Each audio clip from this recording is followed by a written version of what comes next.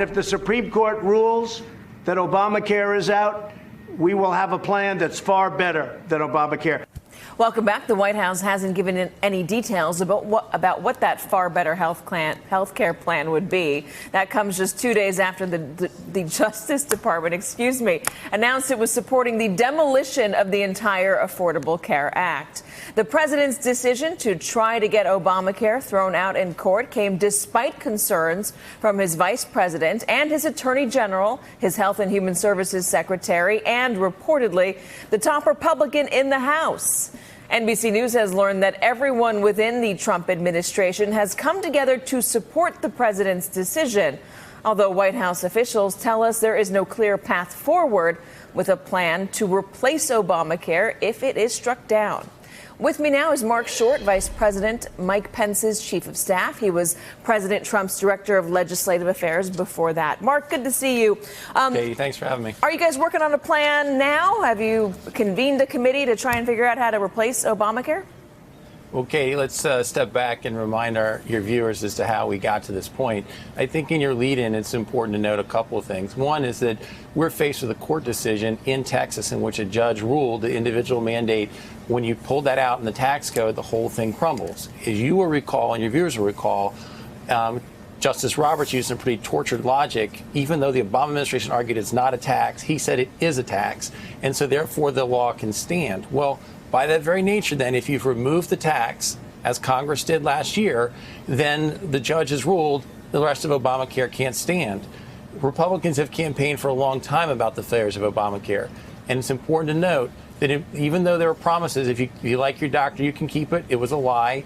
If you like your health insurance, you could keep it, it was a lie, and also promises that it actually would lower premiums. From 2013 to 2017, premiums went up on average 105%. It's only been the last year that premiums have begun to stabilize because this administration, frankly, has allowed more plans to come onto the exchanges, and therefore competition is keep prices low. Okay. But the architecture has failed. The Obamacare right now is popular with the majority of Americans. According to a recent Fox News poll, when it comes to Donald Trump's handling of health care, 52% of the country disapproves, 37% approves of it. If everything that you say is true, and if it goes to the Supreme Court and is not upheld again by Chief Justice Roberts, again, what is the plan you guys have to replace it? Your DOJ is no longer defending it. What is the plan that the White House will have to replace it and not so that 20 million Americans are not suddenly without health insurance?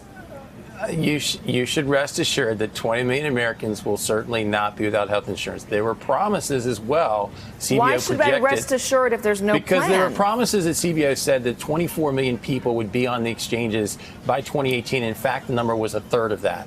The question you're also asking, I think, and a lot of Democrats have said, is, oh, well, therefore, if you throw the whole thing out, people with pre-existing coverages will not be protected. The president has promised that he would not sign any bill unless it protected pre-existing conditions in the first place.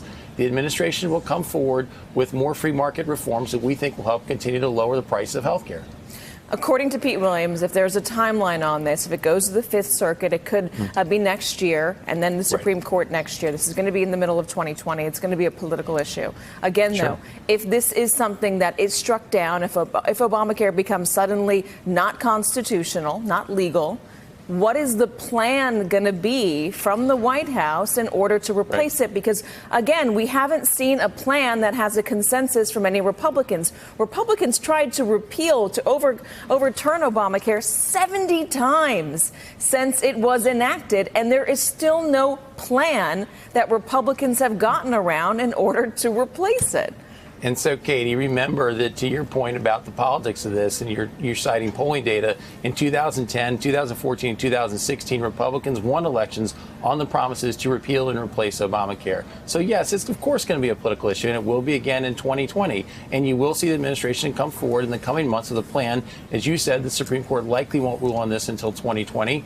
We hope that they'll side with the judge in Texas who says that if you repeal the individual mandate, then the rest of the law crumbles. But there's going to be plenty of time for us to come forward with more detail, and I think you'll see the Health and Human Services Secretary do that in the coming months. Republicans were reelected in those elections on the backs of coming up with a replacement for Obamacare. Yeah. There still hasn't been a replacement. And I would also remind you of what happened in 2018. Democrats ran on the issue of health care. More than 50% of the ads supporting Democrats were on the issues of health care. Many of the incumbents that lost their seats, the Republican incumbents lost their seats, lost on the issue of health care. Do you think this is a winning issue for Republicans after 2018? Yeah, absolutely. I think it's a win issue for Republicans, Katie. I think that there's a lot of different reasons for some of those losses in 2018. But as I said, Republicans have won on promises to repeal and replace Obamacare. I absolutely think that we can lower premiums, and the president's promise will provide better health care at lower costs. And I think that you absolutely can be a winning issue for Republicans. In fact, we have put forward other plans. As you noted, though, they failed because we were not able to get enough Democrats to support the plans that came forward. No, they failed because you couldn't get enough Republicans.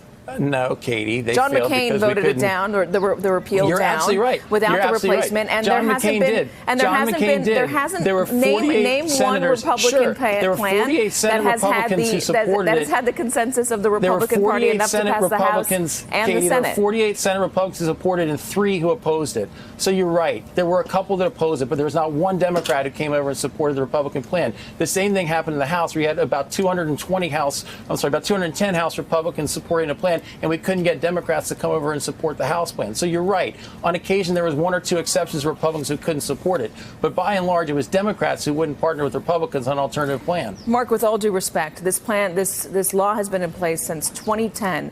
Republicans have campaigned consistently on repealing and replacing it. They tried again to do it 70 times. The president, I was there at every one of his rallies, talked about repealing and replacing Obamacare. He'd come up with something beautiful and fantastic, and everybody would be covered. Don't worry about it. It is 2019. We are 2 years into his presidency. We still have not seen a plan from the White House.